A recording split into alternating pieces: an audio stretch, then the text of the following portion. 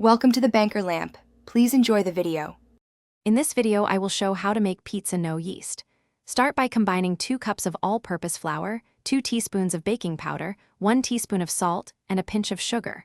Gradually add 3/4 of a cup of warm water and 2 tablespoons of olive oil, mixing until a shaggy dough forms. Knead for 5 to 8 minutes on a lightly floured surface until smooth. This develops the gluten, making your crust wonderfully chewy.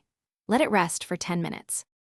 Now, preheat your oven to 450 degrees Fahrenheit. On a piece of parchment paper, roll out your rested dough into a 12-inch circle, about 1/4 of an inch thick. Carefully transfer this to a preheated pizza stone or a baking sheet. Next, spread about half a cup of your favorite pizza sauce evenly over the dough, leaving a 1-inch border for the crust. It's time for the cheese. Sprinkle 1½ cups of shredded mozzarella cheese over the sauce. Feel free to add any other toppings you love, like pepperoni, mushrooms, or bell peppers.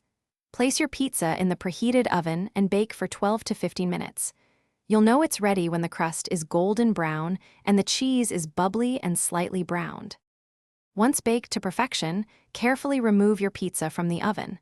It's crucial to let it cool on a wire rack for about 5 minutes. This short resting period allows the cheese to set and prevents it from sliding off when you slice it. Then, using a sharp pizza cutter, slice your delicious, homemade, no-yeast pizza into 8 equal pieces and serve immediately. Enjoy your quick and easy meal. Thanks for watching. If this was helpful, leave a like and consider subscribing. See you next time.